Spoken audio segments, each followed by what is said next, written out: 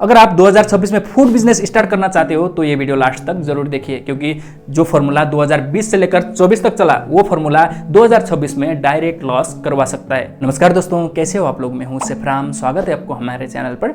As you know, इस वीडियो में हम बात करेंगे how to start a food business in 2026, जहां की मैं डिटेल में एक्सप्लेन करूंगा ज्यादातर फूड बिजनेस ओपन होने के कुछ समय बाद ही क्लोज क्यों हो रहे हैं। आप 2026 में कैसे फूड बिजनेस स्टार्ट कर सकते हो, कैसे सक्सेसफुली रन कर सकते हो और अपने बिजनेस को कैसे प्रॉफिटेबल बना सकते हो। और 2026 के बाद ऐसे कौन से फूड बिजनेस मॉडल्स है जो कि ट्रेंडिंग में रहेंगे, यानी कि अच्छे से चलेंगे, और साथ में इंपॉर्टेंट एडवाइस भी। तो चलिए शुरू करते हैं। 2024 और 25 में जितने भी फूड बिजनेस ओपन हुआ है ना, उससे ज्यादा फूड बिजनेस क्लोज भी हुए हैं। और हम सबसे पहले उन गलतियों के बारे में बात करेंगे जिसके कारण ज्यादातर फूड बिजनेस क्लोज हो रहे हैं, बंद हो रहे हैं। और सबसे पहला मिस्टेक तो यह है, सिर्फ इंस्टाग्राम और यूट्यूब वीडियोस देखकर फूड बिजनेस स्टार्ट कर देना। और दूसरी गलती ये है कि मेनू में 20-25 आइटम, यानी कि जितना बड़ा मेनू उतना बड़ा लॉस। तीसरी गलती है, कॉस्टिंग का आइडिया नहीं है। कॉस्टिंग का आइडिया नहीं है, रेसिपी बनाना तो आता है बट प्रॉफिट बनाना नहीं आता। अगर आप 2026 में भी यही करोगे तो आप बिजनेस नहीं टेंशन खरीद रहे हो बस। अगर हम बात करें 2026 का फूड बिजनेस मॉडल्स के बारे में, तो यहाँ पर 2026 में फूड बिजनेस एक ही रूल पे चलेगा, वो है फोकस प्लस सिस्टम। जिसके लिए यहाँ पर मैं आपको कुछ रूल्स बताऊंगा जिसे कि आप जब भी आप अपना फूड बिजनेस स्टार्ट करते हो वो समय पर अप्लाई करना है, उसको ध्यान में रखना है। ओके, रूल नंबर 1 है, एक प्रोडक्ट, एक टेस्ट, एक कस्टमर। इसका मतलब ये है कि आपको ये नहीं करना है कि सब आइटम मेनू में रखेंगे और सभी लोग को बेचेंगे। ये कभी नहीं होता है, क्योंकि जो भी आप अपने मेनू में आइटम ऐड करते हो आपको उसका टेस्ट मेंटेन रखना है। भले ही आप अपने मेनू में कम आइटम रखो, वो टेंशन नहीं है, बट जो भी आइटम आपके मेनू में है उसका टेस्ट हमेशा एक जैसा रहना चाहिए। और आपको एक चीज क्लैरिटी ये होना चाहिए कि आपका टारगेटेड कस्टमर कौन है। जैसे कि आप किसको टारगेट कर रहे हो, जैसे कि फैमिली मेंबर्स, उसके बाद में स्टूडेंट्स को, कपल्स को, ऑफिस एम्प्लॉयज को, आप किसको टारगेट कर रहे हो आपका खाना। तो ये आपको क्लैरिटी होना चाहिए, क्योंकि जब आपका कस्टमर क्लियर हो जाता है तो आपका क्वांटिटी, प्राइस और टेस्ट भी क्लियर हो जाता है। ओके, रूल नंबर सेकंड ये है, हेल्थ एंड कन्वीनियंस का कॉम्बो। लोग टेस्टी खाना तो चाहते हैं पर लाइट भी, क्योंकि जो आज का कस्टमर है वो भूखा भी है और स्मार्ट भी है। इसलिए जो भी आइटम्स आप अपने मेनू में ऐड करते हो, जो भी रेसिपी आप प्रिपेयर करते हो, वो खाने में टेस्टी तो होना ही चाहिए और साथ में लाइट एंड हेल्दी भी। ये चीज भी आपको ध्यान में रखना है। ओके, रूल नंबर थर्ड है, फर्स्ट में क्लाउड किचन या टेक अवे, उसके बाद में रेस्टोरेंट। ये क्योंकि कुछ चीजें ऐसा होता है, चाहे आपका प्लानिंग कितना भी स्ट्रॉन्ग क्यों ना हो, जो आपका बेसिक नॉलेज है कितना भी अच्छा क्यों ना हो, बट कुछ चीजें ऐसा होता है जब तक आप खुद इस फील्ड में नहीं आते तब तक आपको उन चीजों के बारे में पता नहीं लगता। इसलिए स्टार्टिंग में आपको हैवी इन्वेस्टमेंट नहीं करना है, स्टार्टिंग में कम इन्वेस्ट करना है, जहाँ की आपको सीखने के लिए भी बहुत कुछ मिलेगा और यहाँ आप अपने आप को भी प्रूफ कर सकते हो और बाद में रेस्टोरेंट ओपन कर सकते हो या बड़ा प्रोजेक्ट भी कर सकते हो। ओके, फोर्थ रूल ये है, इंस्टाग्राम पेज नहीं, प्रोसेस एंड कॉस्टिंग स्ट्रॉन्ग होनी चाहिए। सुनने में थोड़ा अजीब लग सकता है बट रियलिटी ये है कि काफी लोग सोचते हैं हमारा तो पेज अच्छे से चल रहा है, व्यूज भी अच्छा चल रहा है, हमारा फूड बिजनेस अच्छा चलेगा, बट ऐसा बिल्कुल नहीं है। यहाँ पर आपको एक चीज ये समझना है, ये जितने भी डिजिटल प्लेटफॉर्म है ये फूड बिजनेस के मार्केटिंग के लिए अच्छा है,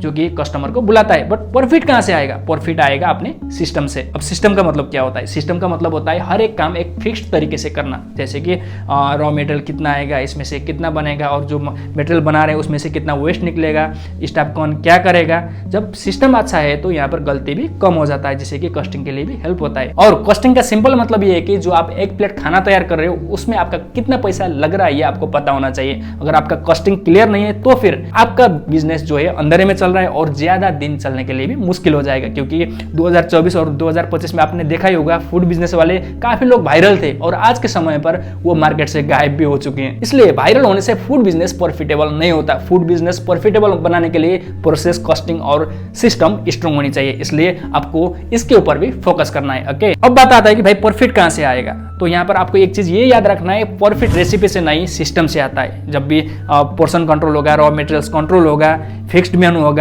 वेस्टेज कम होगा, तब जाकर पैसा बचेगा। इसलिए यहाँ पर आपको कॉस्ट कैलकुलेशन कैसे करना है, सेलिंग प्राइस कैसे डिसाइड करना है, ये भी आपको जानना बहुत जरूरी है। और जो लोग ये नहीं करते वो बिजी तो रहते हैं बट प्रॉफिटेबल नहीं हो पाते। अब हम बात करते हैं 2026 के ट्रेंडिंग फूड मॉडल्स के बारे में।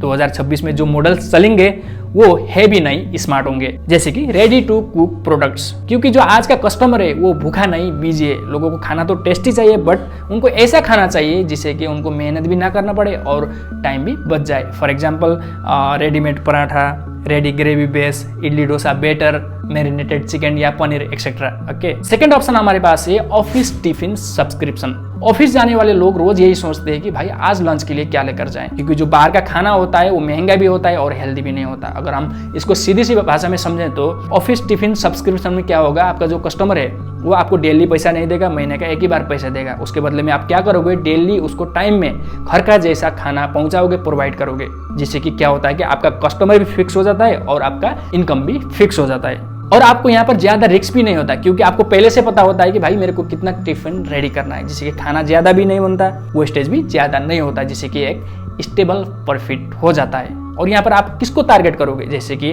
Office employees, IT parks, factories, call centres etcetera. Third option है हमारे पास स्टूडेंट बजट मील्स। अगर हम यहाँ पर सीधी बात करें तो जो स्टूडेंट्स होते हैं उनके पास भूख तो है पर पॉकेट लिमिट भी, क्योंकि वो रोज बाहर का महंगा खाना अफोर्ड नहीं कर सकते।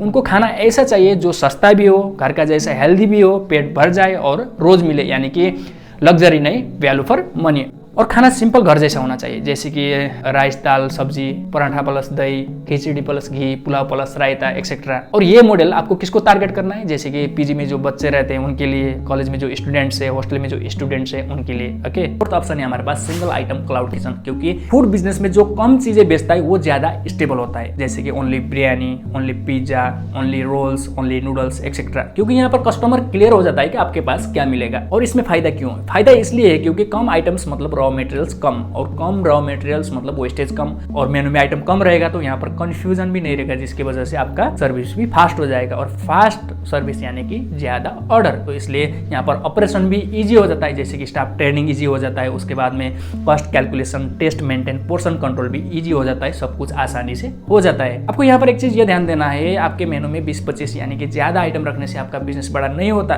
भले ही आप मेनू में 2 आइटम क्यों ना रखो, बट उसका टेस्ट होता है, उसका जो क्वालिटी होता है प्रॉपर मेंटेन रखो, क्योंकि जो एक चीज परफेक्ट करता है वही मार्केट में टिकता है। कम आइटम्स, ज्यादा क्लैरिटी, ज्यादा प्रॉफिट। हालांकि बाद में आप दूसरे आइटम्स मेनू में ऐड कर सकते हो, बट स्टार्टिंग में आपको ज्यादा आइटम ऐड नहीं करना है। ओके, अब आते हैं 2026 में क्या नहीं करना है। Powerful warning section.